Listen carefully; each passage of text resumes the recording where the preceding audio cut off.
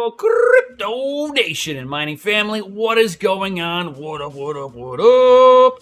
Sorry for being a pinch late. I had my wife's nephew unexpectedly drop by right before I'm about to go live. So we're sitting there chit-chatting for a while. I don't want to be rude to him in any way, shape, or form. You know, you gotta treat fam proper, right? So sat there chit-chatted with him. He just left. So, yo, what's going on, guys? What's up? I see you in there, Crypto Badell. He's like, I love my 580s. Don't tell me it's not so. We'll get into that after. It's like, Bet's hurry, leaving in 30 minutes for dinner, then dueling pianos with the girlfriend. Nice. Nice. It's like, gotta drive, we'll be listening. Yo, that is for sure. It's like, I live by farmers and a range, so my area does not get peacefully protested. My area probably won't get peacefully protested either. There's a lot of gangs around here, so I don't see anybody foolish enough to really want to, riot around here. Yeah, no. there's a lot of gangs in this area, and they're not hardcore gangs. Let me just put it that way. It's not directly Chicago. So, with that being said, there's either gang members with guns or there's, other people that have means of protections with pews and are very and have a pretty decent shot. 5 rounds in the bottom of a coffee cup. So, yeah, I'm not too worried about this privileged white boy Antifa garbage. This is what happens when you give a bunch of white, not so much white. You give a bunch of privileged little kids nothing to do and a lot of money. This is what happens. They do stupid shit. It's like FA on a Friday. Yeah, but I could care less. Why is my watch vibrating? Oh, it thinks that I'm fucking exercising because I'm like talking like an Italian. So it's like I could care less about all that stuff. I say bring it, and it'll be one of those F around and find out situations. So what is going on, guys? I hope everybody's had an awesome FA Friday and an FA week. I know Bitcoin's having a good time over here, sitting there. Hopefully we can stay above this $23,000 line per Bitcoin. I'll be a very happy man over here. Yo. Anna Illa created a bring your AR to the park day. The last time they wanted to protest there, they turned around and left. Yeah, I bet. I almost went to that. I'll just say that, Patrick. I almost went to that. Yeah, we'll just leave it at that.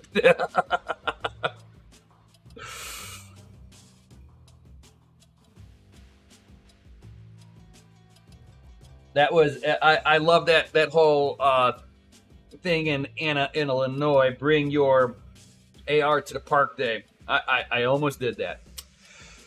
Yep. So, but we have that awesome Bizity Bitcoin going in the right direction. We have Binance. If you're using the Binance Smart Chain at all, their token is seeing a little bit of an uptick. I don't really care about that. That is basically collateralized debt from Binance, in my opinion. Greater Kentucky is a good area. Nice.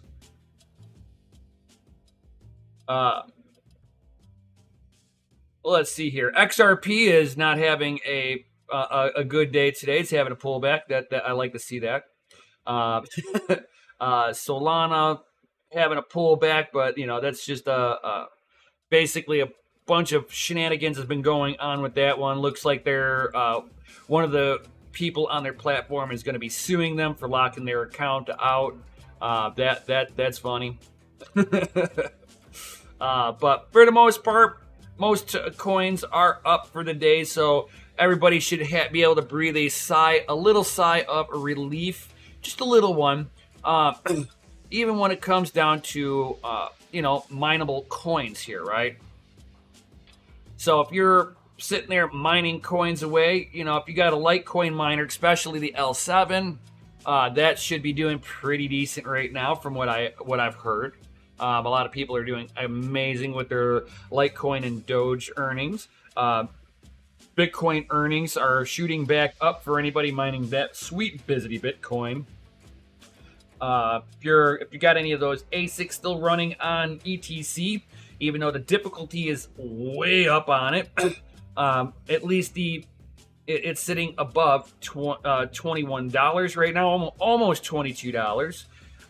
It did tickle 22 something. So if you're mining ETC, if you got any of the newer ASICs, or even if you're like myself who is running one of the ancient E3s still, even though the reward, the difficulty is up, the rewards for the amount of coin, the dollar amount for the coin that you can potentially sell into that Bitcoin, you're going to fence a little bit better.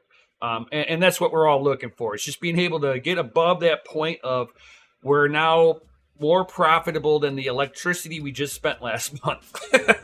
So congratulations, everybody. We are almost there, guys.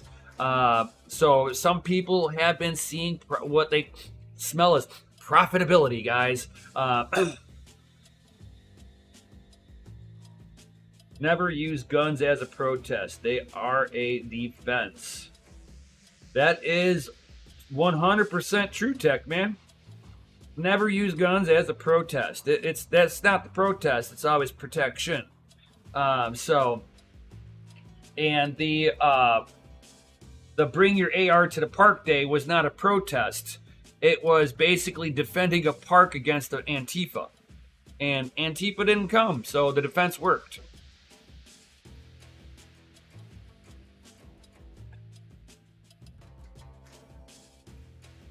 That is truth.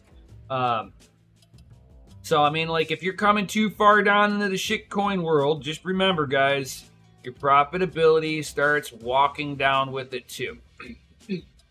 So, no, thanks. I don't want your advertisement. Get it out of here.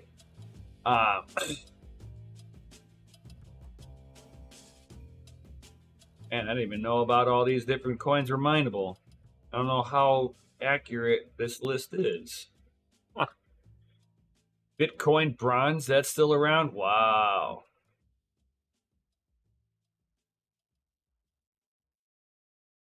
But they certainly do not have all the mineable coins here for some reason. Whatever. But at least the market's up. We're seeing a little bit of a reprieve here, so that is a good thing. Since Red Panda basically put out that that video of the the Evergreen miner that has the Chia mining already on there, plots already loaded up on there, good to go. Just put your address in, hook it to a pool or however that shit's done. Well, here's something that might, for anybody who's using their own existing hardware, this one might be for you guys. So if you're sitting there trying to make a new Chia miner or Chia plotter, because it's Chia farming, if you're looking for some really good performance, the Corsair MP700 PCIe Gen 5 SSD unveiled, has a cooling fan on there and everything. Boom. Like, this thing should have some killer speeds. So with up to 10,000 megabytes per second sequential read and 9,550 megabytes per second sequential write speeds for amazingly fast, safe boots and load times. So if you're going to be using this as you're going to have to get a new motherboard that supports the Gen 5 PCIe. But if you already have that, this will be a great addition to your Chia plotter, guys. This thing should be able to cut. This should be at the same level as enterprise grade stuff. So if you haven't had, the ability to actually grab a real server for doing the plots, this will be your next best thing. Like, forget Evergreen, double the price, and what happens when you have to replot K33 instead of K32? Don't know. Oh yeah, you'll definitely need a really good CPU, a motherboard, a really good CPU to go along with it to get the speeds up that you want. I would almost sit there and be looking at this and, maybe even getting a cheaper server if I was going to go down this route, and then load up on these with, depending on which one's more cost effective, either getting a server style hard drive, but you're not going to get the speeds that this thing's going to be able to give off for you. So it's like you're going to be limited on space at that point. So if you're able to run with adapters and stuff like that, know that, you could lose some performance off of it due that you're not truly getting the PCIe Gen 5 lanes. It needs to be directly slotted into the motherboard.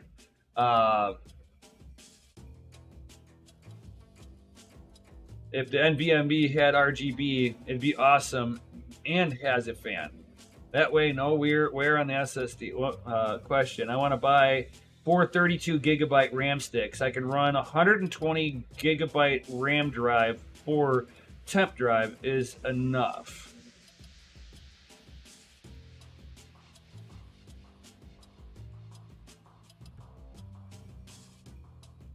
I would almost think so. I mean, you're talking about basically.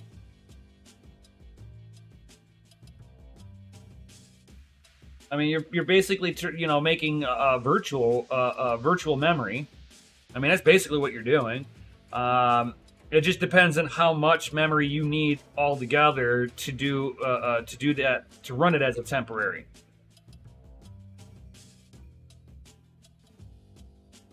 Yeah, but you're going to be setting it up as virtual memory. And I haven't done too much. I've set up virtual memory before. That part's not hard. I just myself, I've never done it before, which would be linking it into existing SSD or spinning disk for the integration for the offloading. I've just never done that process of it, so I'm not sure if you would lose anything theoretically in the process of going from virtual memory to actual memory and offloading it that way. I mean, I've heard of people talking about it. I've just never done it, just to be honest. What up, Rude?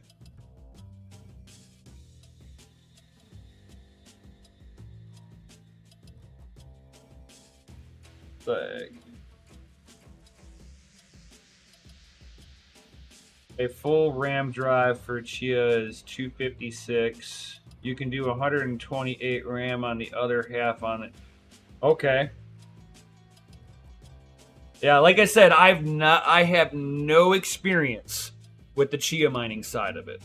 I just never got involved with it. I did not, like, whenever I started hearing people were burning out hard drives, I'm like, yeah, no, I'm not going to bother with that. I'm not going down another rabbit hole of buying hardware that's now very much locked into one specific thing. At least with the GPUs, I can sit there and move it around. So I just for the utility side of it, I just never got involved with it. What up, Mad Electron Engineering? What's going on? So yeah, sorry about that. I wish I had more information on Chia's side of it. I just never got involved with it. I didn't want to put the money out for it.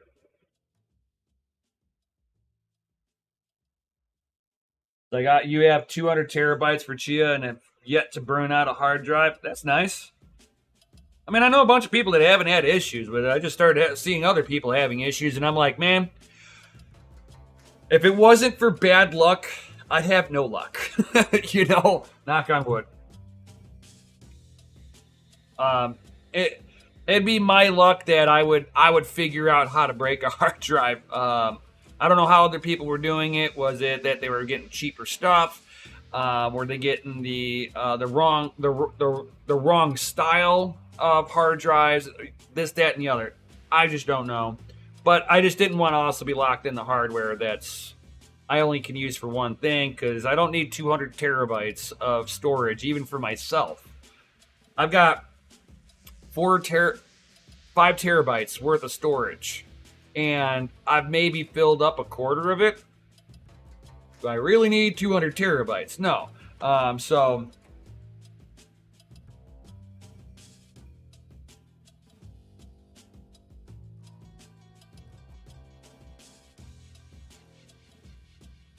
when you get into using one HDD hard disk to plot petabytes of drives, I see crashing the plot drive. Yeah, for sure. I do. I got prawn everywhere. That's why you got all those viruses. Tisk tisk. But it's interesting to see that these new SSDs coming equipped with fans already built into them. I would love to get my hands on one of these, just to, but I don't have a motherboard that's PCIe Gen 5 at all. So, I mean, for me, it doesn't do me any good. Unfortunately. Dun, dun, dun. And let's go ahead and start getting into... No viruses, not on MP4. Maybe on the people in it. Too funny. That's nasty. So, as we get into today's title, the RX 580 end of life, and is the 1080 Ti next? Let's kind of start digging into that. So, Microsoft details DirectX feature level 12-2.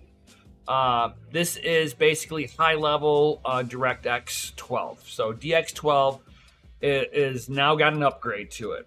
That it looks like NVIDIA Ampere, RDN2, NVIDIA Ampere, AMD RDNA 2, and the Intel ZEs, so all the ARC GPUs, all have the next generation graphic architecture already kind of hard baked into it. So the feature level in the DX 12-2 also introduces mesh shading and an intelligent GPU control of details for tessellation for objects. So it'll sit there and try to render the object more efficiently. So instead of going, oh, we have browns, anything brown, we color now. Now it's going to be like, okay, you're going to see it just kind of make the 3D sculpture kind of almost how a 3D printer does it, but it will do it more efficiently because it's going to do it in a 3D space. So I think that this is going to be a great, if anybody's utilizing the newer GPUs, you're already benefiting from some of this stuff. That's what that, like the DLSS is, basically the AI generator inside of the newer GPUs are going to benefit from the DX12-2. Most other graphics cards can support up to DX12-0. That is going to be your Ampere GPUs for sure. And getting into that one, guys. So, Forspoken, Polaris support is broken. Bum, bum, bum. Because that is using the DX12-2 API generator now. and it looks like the Polaris architecture is incompatible with it. It is using 12-0, guys. So some of your older graphics, such as the RX 400 series, were introduced with DX12 support, but they only do it on 12-0, the higher level stuff. NVIDIA Maxwell architecture, no sirree. Here I have, this is a RTX 550 Ti. I gamed the hell out of this thing. This is Fermi. This goes back a whole long time. This is what the old Fermi GPUs used to look like and how everybody was talking trash about it. I love my little Fermi GPU. This thing gamed like none other. I got this card because, what was it? There was a new architecture that had just come out, and it allowed you to, in a game, basically be able to go from one level to a level below without hitting that wall, that invisible wall that doesn't let you walk off a cliff edge. This card was one of the early ones that allowed you to do stuff like that. So, a vehicle that wasn't intended to jump, but if you hit a bump right, it would jump. This was like very early technology stuff, and this card allowed me to be able to play those games. This thing was designed with DX9 and started struggling whenever DX11 came out. There is no way that this thing does any DX12 in any capacity. But the reason why I keep this is that it's a 6-pin power, and it just works. So if I'm testing out a motherboard for whatever reason, I just slot this bad boy in there, and this is my test bench. What up, Crypto Crab? But it looks like with the DirectX 2 Ultimate. So if the GPU says that it does DX12 Ultimate, that is 12-2. Anything else, you're going to start seeing performance degradation on. So if it's only compatible with DX12 Basic, good luck. Your card is going to start not having support. So NVIDIA Maxwell and a half, AMD Polaris and Huaya, and Intel Gen 9 CPUs that have the integrated graphics in there. They will not be playing anything beyond the DX12 Basic, guys. What does that mean for gaming wise? That just means that you're not going to be able to play the newer games as they start coming out. Your hardware is no longer being supported in that capacity. You're also talking about quite an old GPU at this point. Let's just be real. If you're still popping around on a 580, you're probably already noticing that your favorite games, you're already toning back the graphics setting on there just so that you can get your frame rates to come back up. These are things that I was noticing right towards the end of this GPU, was that I was turning the settings down lower and lower and lower just to keep a smooth gameplay. And that's what we're going to start seeing. It's an old GPU. Now, does that mean it's dead for mining? Not really. If it hashes, it'll hash. At that point, it's just a mere, is it getting you a proper amount of yield with the amount of electricity that it's using? And if it's yes, then the GPU is not dead. That particular GPU you're running is not dead for mining yet. But I'll tell you that your RX 580s, your 480s, they're coming to the end of life even with mining. All good things come to an end. It will eventually hit those where the only way that you're going to basically be able to mine with a RX 580 or an RX 480 8-gigger is if you have next to free power, or your power is included with your rent bill. I do know some people that are like that. You know, they can sit there and utilize all the power they want because it's all their bill is their bill. Uh, 30 mega hash on ETC, 80 watts. Depends on what GPU you got, but yeah, I've got RX 580s. They're all BIOS modded, and whenever they were on ETC, they were getting between 30 and a half to 31 and a half mega hash for about 75 watts. But you know, that's when you can tell you got that quote unquote lottery winner. But at the same time, 30 mega hash is not going to yield you what it used to on Ethereum. You know, back when, you know, it's like when Ethereum was mineable still, right? I know that's kind of weird to say. But even back whenever I first started, 30 mega hash on ETC would get you a lot of coin. And my suspicion why at that time that ETC and ETH, the GPUs were able to compete the way they did was that the ASICs were not hitting the nonce that the GPUs were. So those block headers, the numbering on them, so the nonces for each individual block, the ASICs are designed to hit in certain streams on it, right? In just certain spots. And that, you know, that if you can, and you could see in the nonces over a period of time, you can see where a particular ASIC starts and it would band out, and it would be a thicker band right where that ASIC was playing, right? And then you would start seeing them all over the place, and everything else was GPUs. So the GPUs were never in direct competition with the ASICs.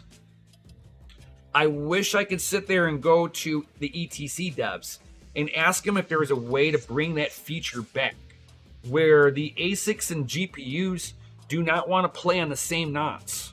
This way, it's more competitive equally for everybody. It's like, sure, you can. I think that's how they mitigated the that the ASICs had no more advantage over the GPUs. Period. Because of the fact that all the ASICs were sitting there and competing with each other. Now with the ETC hash, they changed up the consensus model a little bit on it, and whatever it was, now all the ASICs that are on there are all they are not playing in certain bands anymore. They're hitting in wherever they can hit a block now.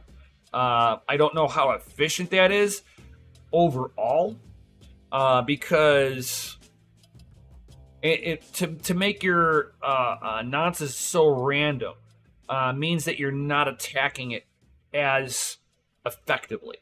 And that's what some of the drawback of GPU is that you can't make it target in on where you want. It's like, okay, here's where I'm most efficient in. Hit everything in that band. I don't care what it is. Anything that fits in that band, I want it, because I'm more efficient at that. I think because the difficulty is so low that these ASIC manufacturers can just do that, and it's just like sitting there splat, splat, splat. So they made a bunch of GPUs in the ASIC form.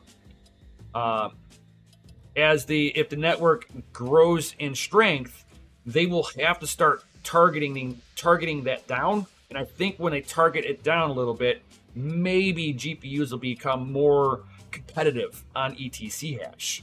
But I'm not sure how I've never looked at the ETC hash nonces. So without having that data like right in front of me, it's hard to say, paint the picture of what's going on. I'd have to almost sit there and talk with a couple of people that I know, and see if they're able to get me that data. It'd be very interesting. Ooh, Crypto Bedell, it's like, have a good date night. Good luck. Just practice now. She is correct. You're wrong.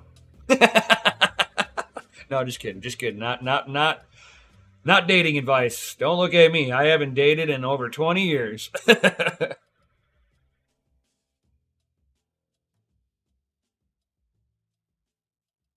Mad Electron. He's like, I tried Caspa on an RX 580 running very efficiently still. 10 cent down 10 cents a day, but it's the last chance for Polaris. 100%. 100%. I think there are the 580s, the 480s, 590s, your 10 series GPUs. I think they're starting to become onto that chopping block, where unless you've got industrial or commercial power, it doesn't make sense to be running these cards. When there are you know what I'm saying, like I can get a a 3060 Ti and replace two Polaris cards with it. You know, and be using a whole hell of a lot less wattage. So, you know, it's like I'm taking away two cards, and I'm only using a little more than one card naturally. So it's like 1.5 cards worth of power in one card. So it you know, it's like if the power, if you got the power level right, and you're not how can I put it, like if the power that you're spent, you know, your electric bill is not too bad, you know, it's fairly easy to be sitting there and be running these cards for a long period of time. Now, if you're like, hey, wait a minute, I just ran out of room on my circuit breaker, now you could be like, well, if I get one of these newer style cards, I can replace 2 or 3 of these cards for one and start getting that density back. And then I'm freeing up a little bit of power. So, you know, you get into a newer card, you know, newer cards, and I could sit there and eliminate 8 cards and put in 5. You know, so you know, it's like I'm going for more density, and those 5 cards that I just replaced 8 with are doing more than double the hash rate. So, you know, it's like these are going to be the questions that, you know, each and every one of us eventually are going to have to be like, yep, it's time to put these ones out to the pasture. That's why this one, it doesn't game. It's a test card. Will I keep one of my cards of each one that I'm going to be getting? You know, it's like my 1070 Ti's. I'll probably keep the EVGAs for sure. And I'll keep one of the gigabytes that I have, right? Everything else can go. For my my 1080 Ti's, man, each one of them are different, so I'll probably keep them all. You know, that's just clear and simple how it'll probably be. But you know, it's like out of my RX 580s, I'm gonna keep one, and I'll probably get rid of the rest of them. You know, it's like I'll figure out which one's the best of the best, and I'll keep that one. You know, that's it. But you know, eventually I will be getting rid of my, you know, my over the 1070s that I have that I don't need anymore because they're just not efficient enough, and my 5.8s they're gonna go to the wayside too soon. Not sure when, but it's gonna happen.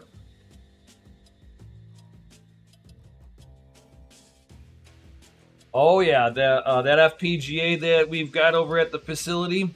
Oh yeah, I know. I'm kind of jealous. It's not his. Um, it's one of our customers. So I mean that's nice that one of our customers was willing to let us check it out, play with it, make video content on it. I'm gonna have to pull some video content on it too. So I'll do. I mean, Mikkel's more the FPGA guy here, but I will bring him on here and we can have a nice open discussion about it, play around with it, and all that good stuff. He's the one that got me into FPGAs a little bit, and yeah, now I'm not even playing with them because like I'd rather deal with ASICs. ASICs have been the direction that I've been wanting to go this whole time. Yes, GPUs are great, but yeah, If you're trying to scale, it's much easier to scale with ASIC because you're just getting so much more density. GPUs at scale take up way too much room. It's like, I'll give you $20 per 580. Yeah, no.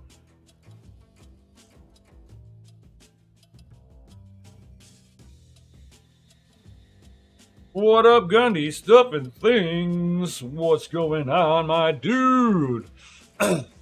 So, yeah, but so I mean, it's just looking like, you know, these older GPUs. We have to kind of expect that we're gonna see them die off with support and such like that. It's okay. It's absolutely okay.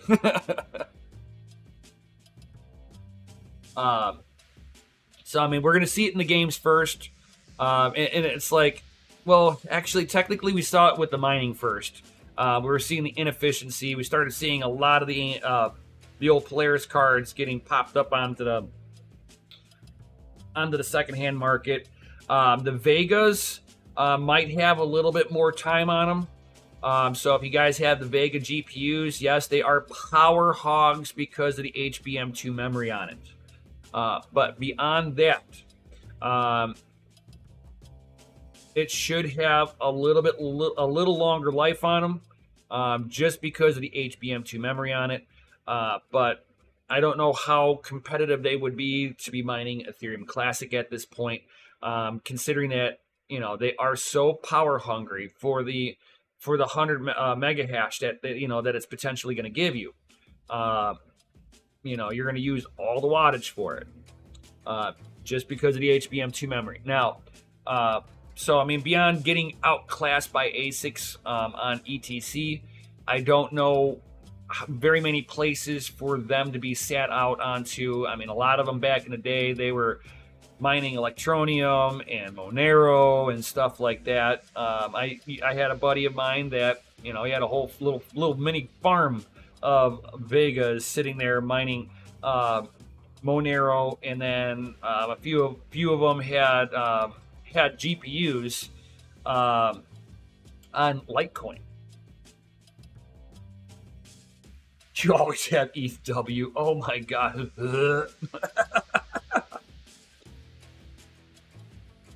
Like, now ETC is going up to $2,000. Every 580 is gonna be used again. Yeah, if it ever gets there. If it ever gets there.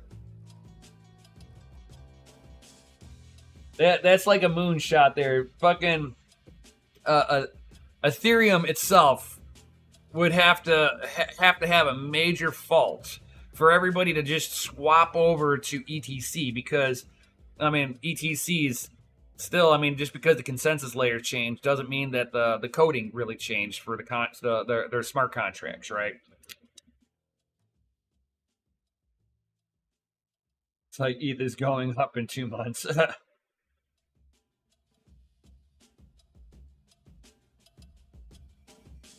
Sadly, ETH-W has twice, sometimes 3 times the trading volume of Flux, which is mind-blowing. Not really. Okay. So, this is my thought on it. Okay. Ethereum had a lot of usage. A lot of people were using Ethereum. Why? Because there was a lot of miners mining it. Correlation. Yes. So there is a lot of miners mining ETH-W. Of course, they're going to be playing around with ETH-W, wash trading it between each other. So you got a whole bunch of people who are basically just, you know, they're grassrooting ETH-W because they're playing around with it, trying, you know, and it shows that it has the same usability as Ethereum. I mean, at the end of the day, it was us miners that were using ETH. Now that we are no longer mining ETH, there's not very much big usage being done on ETH now.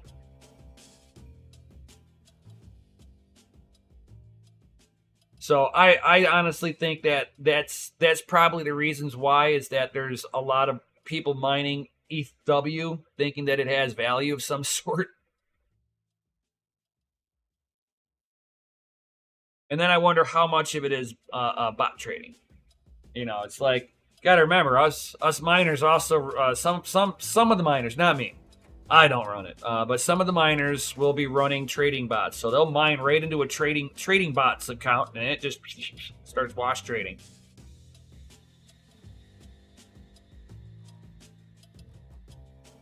Yep, that's been my issue with ETC also. I mine directly into Bitcoin with my ETC. I don't even hold on to ETC anymore. I got a little bit in one of my wallets, but yeah, that's about it now. I've talked to some of I used to be in contact with some of the devs directly. And the last time I spoke to one of the devs, they were having a huge dispute within the ETC dev community. And at that point in time, it seemed like they were twilighting it. So, yeah, I think all the devs, for as far as I've known, have quietly walked away.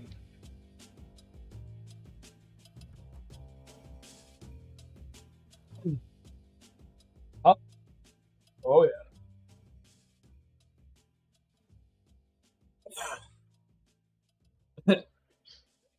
BTZ, bro. BTZ. No, no, no. I try not to mine a lot of speculative mining. It's just, it's not from a business standpoint, it doesn't make sense for me. So because I got to look at it from the business standpoint, I can't go down, oh, this might be the next coin. Bitcoin Gold, BTCZ, all of them. I don't have confidence in them. Just to be honest, I just don't have confidence.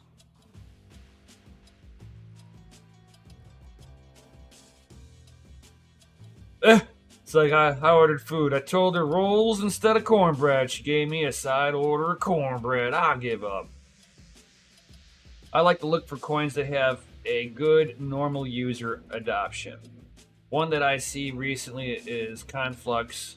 The China Instagram just adopted it for payments for blockchain tech.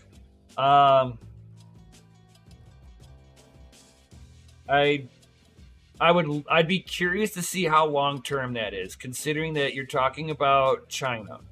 The utilization of anything but Tether, for as far as I know, is still not good. I understand that Conflux has privacy, but I'd be curious to see how long that remains as a payment option on the platform if it's actually a China company. If it's not a China company, then yeah, that's actually not too bad then. They have Conflux being a use case for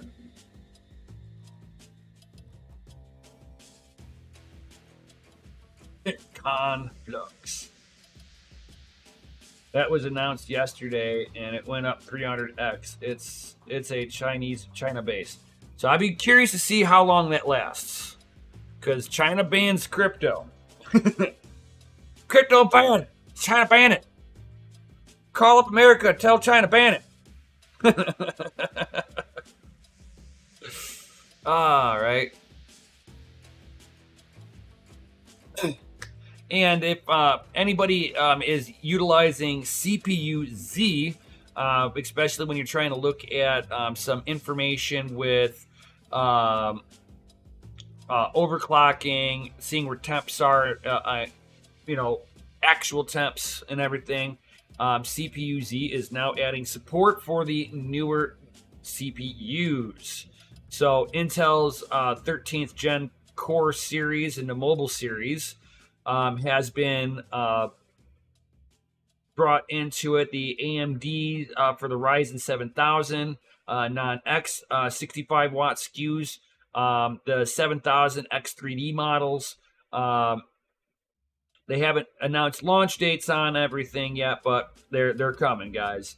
The software should now be able to correctly display information on their large 3dV cache now for AMD, which will be great if you guys are trying to look for pinpoint information while overclocking. It's like you could sit there and look at some of this stuff if you're mining Monero or something like that, or if you are overclocking this thing to the moon.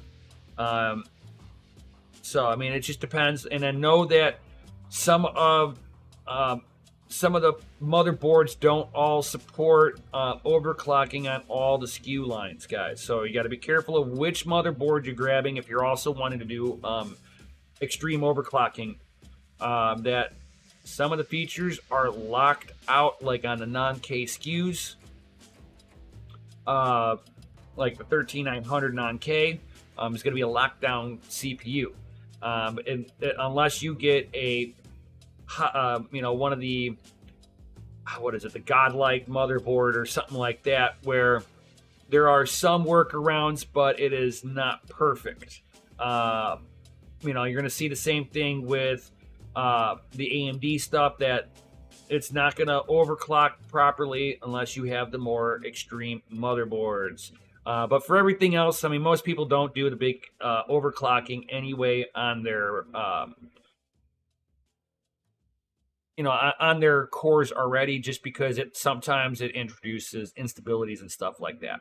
Unless you know exactly what you're playing around with, know how to play with the core voltages and stuff like that, then you can push out a little more performance out of it. Like my Threadripper, I run typically between 4 to 4.1 gigahertz across all 12 cores. But that's not typical. Most people don't do that. I wouldn't recommend doing that if you had like an actual cooler on here, because I've got a custom water loop on here. I feel confident that I can wick away the heat faster than the CPU can generate it, and have been having no problems with doing that. If I mine on it, I'm taking some of the overclocks off of it, and I will run it like 3.8 to 3.9 across all cores, and the temperatures on it are nice, all that good stuff. Oh yeah. CCP coin, not your keys, not your crypto. No, Riri. Right? It's like, yeah, but if you can, always mine and trade into that sweet Bizzity Bitcoin. That is so true. Crypto Corrag. So, I mean, like, we're going to be looking at least we're going to have some more updates for the CPU-Z if you guys happen to be using it. I do. Not all the time, but it's whenever I'm like sitting there going and overclocking it, I'm kind of looking at the data that it's giving me, because it's just better than using the AMD Ryzen Master that doesn't give me all the data exactly the way I want it. So good to see that CPU-Z. At least we're getting something that's getting updated, unlike MSI Afterburner. Like we're losing good old cards and a good old overclocking tool. Sad days, guys. Sad days. Gotta mine them poop coins for bitcoins. That's true. So true, my dude. And talking about a poop coin, guys.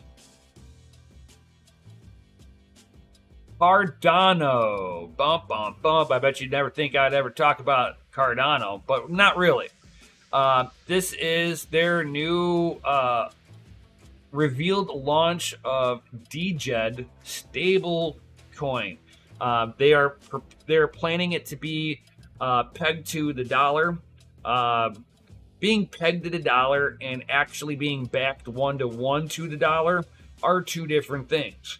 I do not believe that this little poop coin DGED is going to be anything other than an algorithmically pegged stable token, which We've all seen what happens to these algorithmically controlled ones. They get hit with arbitrage very quickly.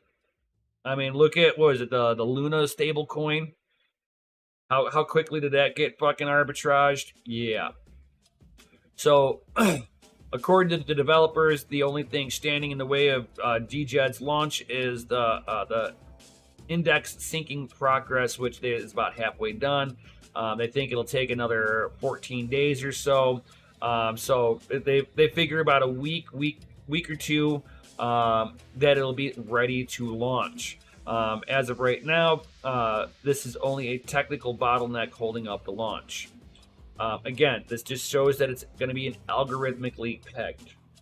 It's basically got to sit there and look at all the data and run its calculations and spit out value. This is not going to have value to it. It is a centralized poop coin that has no real bona fide backing. Anybody who buys into this, they are the reason that it has any kind of values, that you're giving up your Cardano or your Bitcoin for it. You're probably going to have to buy Bitcoin, trade it, bring it over to a shitcoin exchange, so that you can sit there and change it into Cardano, so you can bring it to another shitcoin exchange where you can try to get some of this stuff. I don't know why you would want it, considering that if it's perfectly pegged, let's say that no matter what happens, it always reads out $1. You can't make money with it. And if I'm going to sit there and trade into something because I'm trying to hold a value, I'm sorry, I'm using Tether. Period. It's listed on every exchange. I can sit there, whatever coin I'm holding, I can sell directly into Tether. I don't have to hopscotch it around to go get it. You see how easy it's much. The usability behind it will be a lot better, and I don't have to deal with Cardano centralization and then DJED centralization on top of it. So yeah, this is going to be a hard no for me. I'm going to tell you guys right now that this looks like something that'll crash and burn, so I would stay the hell away from it. This is just a fair warning.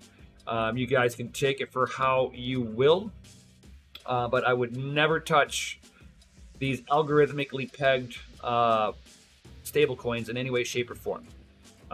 This is how a lot of people get burned, and there's always some kind of exploit for it that will just yank price down and train wreck it. And depending on how it's linked in with Cardano, it can hit Cardano. I mean, look at Lunaterra. I mean, look at Luna. I mean, one stable token, tank the whole market for it, right? So I would definitely kind of try to stay away from this stuff, guys. 100%. And we're coming up to that 1 hour marker, guys. So anybody got any comments or questions before I sign up out of here? Anything at all, guys? Yo.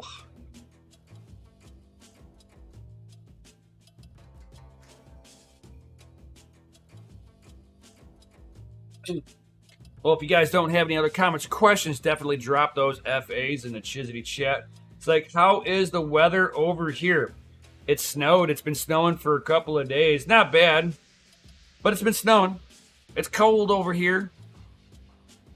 It's definitely not like the Dominican Republic where it was like 75, 80 degrees all the time.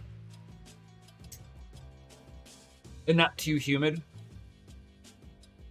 But yeah, guys, definitely drop those FAs in the Chizzy chat like my man Tech Man is doing.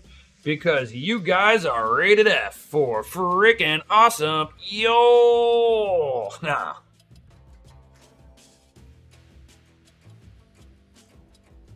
Oh god, yeah, cold weather is not good for batteries. Not at all. That's why you gotta have a good battery, a newer battery that's got, it still can produce voltage at really cold weathers. But thank you everybody for being here. Since I see all those awesome FAs in the Chizzy chat and Gandhi coming in hot and heavy with the So it is definitely that FA Friday, guys. And with that being said, at 8 p.m. Central Standard Time, I will be on DCA Adventures. So if you guys would like to join the Friday night shenanigans over there, where we go off the rails quite often, it's kind of our MO over there. Yeah, and they want us to drive electric. Yeah, exactly. It's like, oh, it's too cold out. You get like 12 miles of usage out of this thing before your battery's completely dead for it being too cold. I would like to see how electric cars really do further north from where Red Panda or in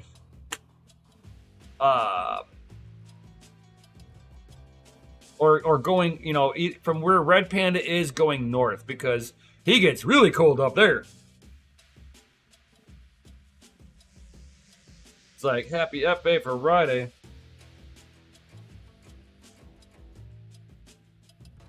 Yeah, or you have them on power, being charged all the time, exactly, just to keep the battery warm. All right, guys. Well, thank you, everybody, for being here. You all rock and all that good stuff. Certainly smash that Lizzie like button. If you are new here, subscribe. Links down below. Join the Discord, guys. It's free to join. No charge. Right? You just got to pass my little "Are you a bot?" test. I've got a little CAPTCHA bot thing. Trying to making sure that there's no big spammers coming into the Discord. So that everybody stays as safe as possible in the Discord. And if you want to have your rigs hosted with me at the Family Mine LLC, maybe think about joining the Patreon, get into the Pseudo Hasher tier. There is a perk in that tier that will make being part of the Patreon at that level 100% worth it, my man. So to anybody who is thinking about having us hosting your gear for you, trying to keep you in the most profitability zone as possible, you'd be between 8 and 9 cents a kilowatt hour, guys. All in. That's after taxes and everything, plus a $5 a month rig charge for it to sit on the shelf. And then you got maintenance fees and stuff like that. I mean, we'll quickly blow them out of dust and stuff like that, but we got to open them up. There's a small maintenance fee on that, to be expected. But it's gonna be in a nice, clean environment, good cooling, with many other people who are hashing. You'll have full control over your rigs. We don't control what you mine. We don't control where the payouts go. You pay us the electric plus the hosting fees, and you'll have a spot in the Family Mine for as long as you want. But the VIP people get in the Pseudo Hasher tiers. So you can either join here on my Patreon, or you can join the DCA, one or the other. If you're already on the DCA Patreon and you're already in DCA your mining, then you're in like Flint. But if you haven't done so, maybe think about it. Patreon link down below, man. Yo. And with that being said, peace out, stay savage, and may your hash be high and your watts be low. I'll see you on the next one.